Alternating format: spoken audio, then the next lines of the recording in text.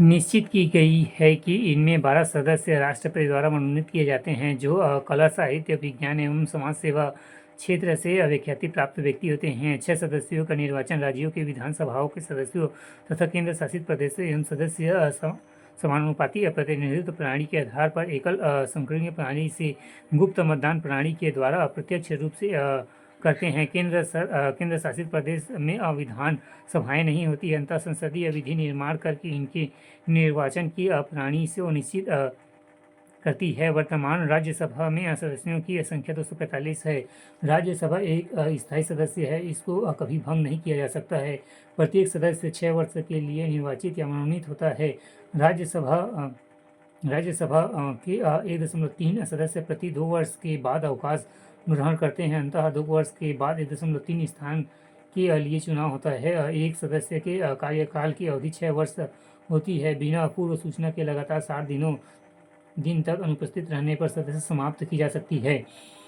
दल बदल सिद्ध होने पर या त्याग पत्र देने पर इसकी सदस्यता खत्म हो जा सकती है।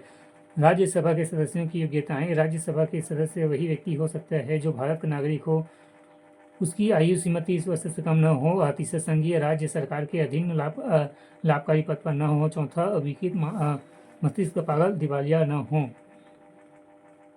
पांचवा संसद द्वारा निर्मित कानून द्वारा अयोग्य न ठहराया गया हो, छठवा उस राज्य की संसद की मतदाता हो एवं राज्य की वह राज्यसभा हेतु अप्रत्यक्ष हो। गणपूर्ति। लोकसभा की भांति राज्यसभा की गणपूर्ति भी समस्त सदस्यों के 10 अनुपात होती है, अर्थात 25 सदस्यों की उपस्थिति आवश्यक है। राज्यसभा के पदाधिकारी। भारत का उपराष्ट्रपति राज्यसभा का अपादन सभापति होता है। राज्यसभा के सभापति को भी वे अधिकार प्राप्त होते हैं जो लोकसभा के अध्यक्ष को होता है।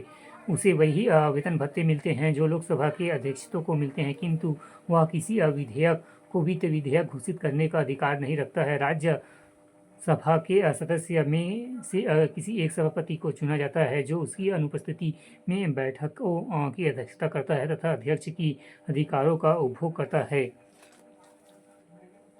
राज्यसभा के विशेष अधिकार। पहला, राज्यसभा का साधारण विधेयक को 6 माह तक कानून बनाने के लिए रोक सकती है। इस अवधि में जनमत या उस पर विधेयक पर जाना जा सकता है। यदि वह जन विरोधी है तो उसे रोका जा सकता है। दूसरा, राज्यसभा एवं वित्त विधेयक को 14 दिन तक रोककर विचार विमर्श का अवसर देती है। तीसरा, संविधान में संशोधन के संबंध में राज्यसभा की स्वीकृति आवश्यक है। चौथा, राज्यसभा राज्य सूची के किसी भी विषय में 2:3 बहुमत से राष्ट्रीय महत्व को घोषित कर सकती है तथा उस विषय पर 1 वर्ष से अधिक संसद को कानून बनाने का अवसर दे सकती है। राष्ट्रपति यदि संकट काल की घोषणा करता है तो लोकसभा उस समय विघटन हो अर्थात भंग हो तो राज्यसभा राष्ट्रपति का संकटकालीन घोषणा को 2 माह की स्वीकृति प्रदान करता है तथा राष्ट्रपति को तानाशाह बनाने से रोकती है। इस प्रकार वह लोकतंत्र की भी रक्षा करने में समर्थ है।